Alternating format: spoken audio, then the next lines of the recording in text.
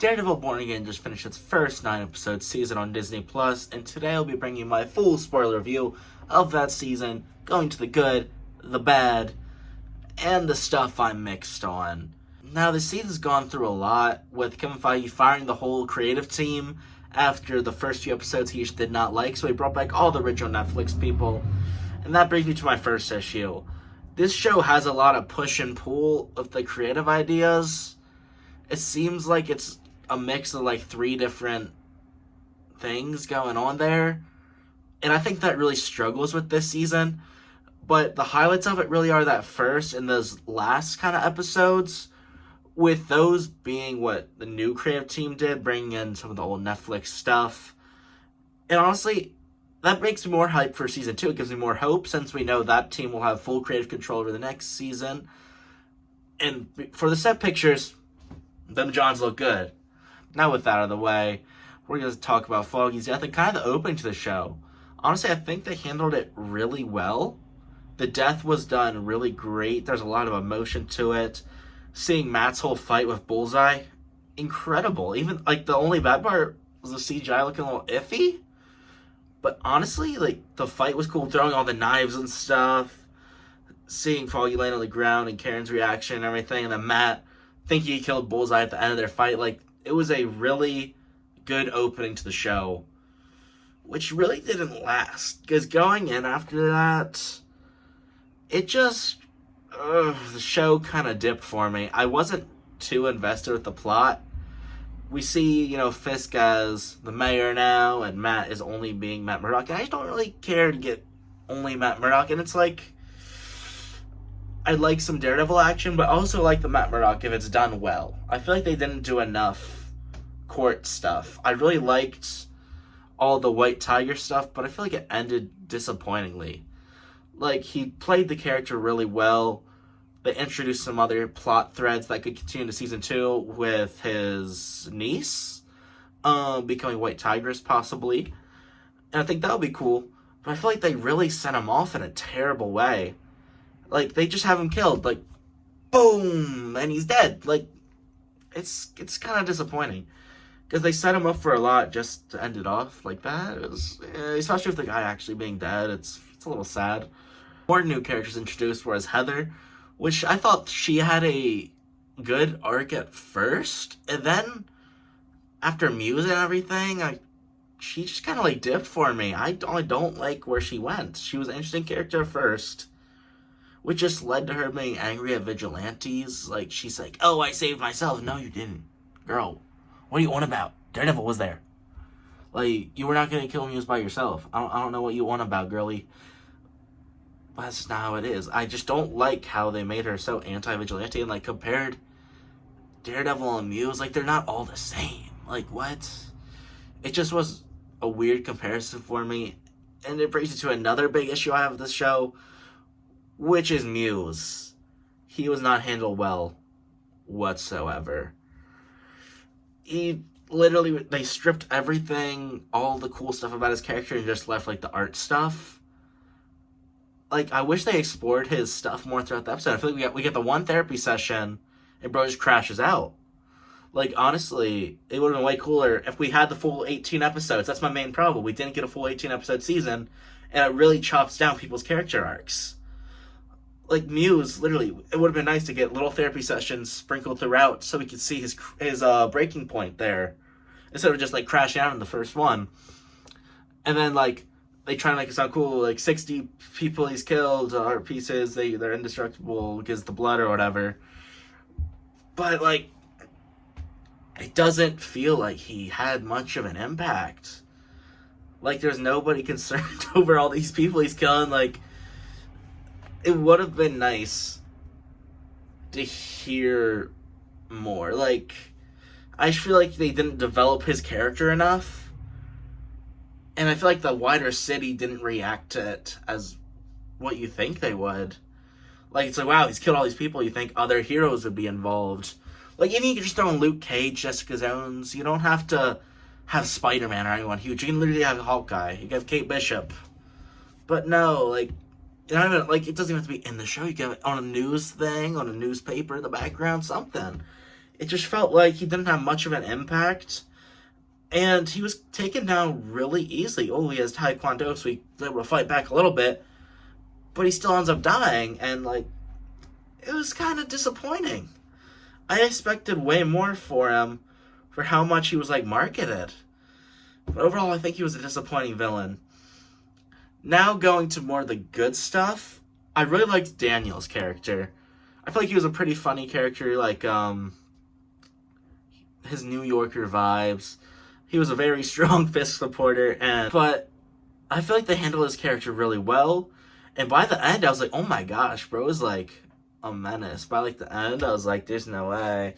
Bro's got all this power now. And there's no way that he's not going to get like double-crossed by Fisk or try to double-cross Fisk and die in the process. Which is a shame because I really like how he's playing the character and I like seeing his development. More stuff I liked about this show is having the MCU developed more in its New York world, you know, the street level heroes and everything. With them bringing back Swordsman, he didn't really get like a full superhero-y thing. He was kind of just like a vigilante, like a little like streetwear. He didn't become like his full comic character. I still think it's really cool to see him in there, and I would like to see him developed more in like the background of other shows. Like he'd be cool to see in Hawkeye season 2 and everything. And then another character I like seeing that also helped develop the MCU some more of its widespread world is Kamala's dad, or Miss Marvel's dad, in that pretty much bottle episode of episode 5, the whole bank robbery, which is honestly one of my favorite episodes. I know people weren't really liking that one, but I feel like I really liked just seeing him and Matt work together and everything. Even though it's kind of cliche with the whole bank robbery, I think it was an enjoyable episode. We got to see Matt use his powers more and everything. And it's really cool how they do it. And that's another big highlight for me. In more the first episode and the last episode, there's some really cool camera work. And just the direction is so good in those episodes. Like how Matt uses his powers, how the camera moves. Especially when Bullseye gets his like Bullseye vision, where it goes like blue when it transitions and everything. It looks so cool. It feels so much more comic-y. And with that, Bullseye, dude. Bullseye was a great character this season. How he killed the dude with his tooth and the later episode, when he killed like the prison guard. That was so cool. Him and his murder attempt on Fisk. I think that was cool to see him just do so much. You know, throwing the knives and everything. We really see some cool stuff from Fisk. And we see how Vanessa was doing evil stuff while Fisk was gone after Echo and all that crap. They kind of just brush it off. Like, they acknowledge it, but it's like, they're past that now. I think it's really cool how they did their characters. Vanessa's still kind of evil, and she's kind of like the devil on Fisk's shoulder, getting him to go back to his ways. And I mean, man, in that final episode where he kills the police commissioner, he's just like, grabs his head and the jaw comes off and everything. I don't even think I can show that on YouTube. That was actually like I just like jumped because it was just like so disgusting. Like, it was gruesome, some of the stuff they showed, especially in the final episode. There was just so much blood, and a lot of were like the Punisher. The Punisher was going crazy in these last episode. I wish he kind of kept the beard because he did show up before in that little talk, which kind of felt like kind of repetition from the Netflix show. But I really like John Bernthal as the Punisher. I can't wait to see his special presentation. He was incredible here. They set him up perfectly. With the end of the season, he's captured by Fisk, and he like straight up breaks like a guard's arm. I think that's how he's gonna escape. I think that'll be really cool to see how that will tie into season 2. I have a feeling that it will drop before season 2, but that's also next year, so I'm not too sure. I think going back to my main gripe of the show, the whole middle is just not that good. I think the Muse stuff is not working well with everything else. And then I was iffy on the cops Punisher stuff, the task force and everything, until the last few episodes. I think all my main problems of this show, besides Muse, were really fixed by the end, which is crazy because that ending was incredible. One of the best MCU finales, probably put it right below Loki Season 2, which is my number 1. But man, that finale was crazy and Karen return. I think they're building up a lot of cool stuff. I honestly can't wait to see what they do. I'd like to see what kind of team Matt can build, because by the end of the season, they've lost. Like, Fisk has completely taken over, declared martial law. Like, bro is officially doing whatever he wants. This is Mayor Kingpin now. And it's actually insane. I can't wait to see some other characters. I have a feeling that he'll build out, like, the team. I don't know if they're going to bring in Echo, because, like, Echo's on the team with Matt in, like, the comics, but nobody really liked Echo in the MCU. So I don't know what they're going to do with her. I do think, though, we're going to see Luke Cage, Jessica Jones, and Iron Fist return. And hopefully, Sony, I'm asking you really nicely, please let my boy Spidey be in here.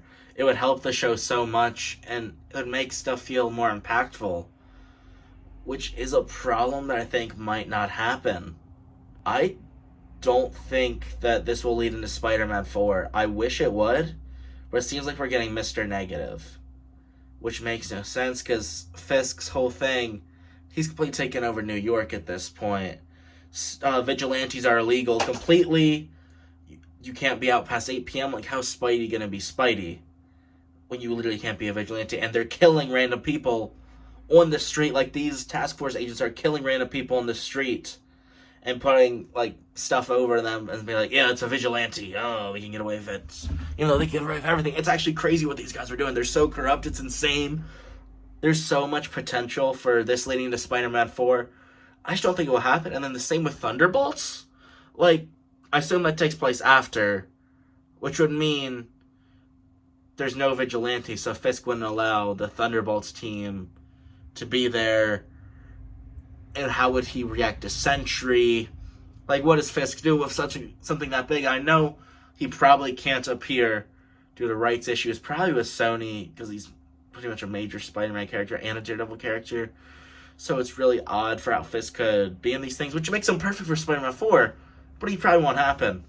Honestly, this show was really great overall, and I can't wait for Season 2, especially with that black suit. Spoilers if you don't want to see it, but I'm going to pop it up in 3, 2, 1. Bam! That John's beautiful. That suit is peak. I swear. Best Daredevil suit, bro. Best live-action Daredevil suit. They really cooked here. I love you. I love you, Marvel. I can't wait for Season 2 now. Seeing their whole team at the end, I can't wait to see what they do with that. There's so much potential in this Season 2 with the Netflix creative team fully taken over. We're about to get peak. But that's all for my review. Let me know what you guys thought of Season 1 down below, and what you think will happen in Season 2. But with that, that's all I got for you guys today. Have a good day.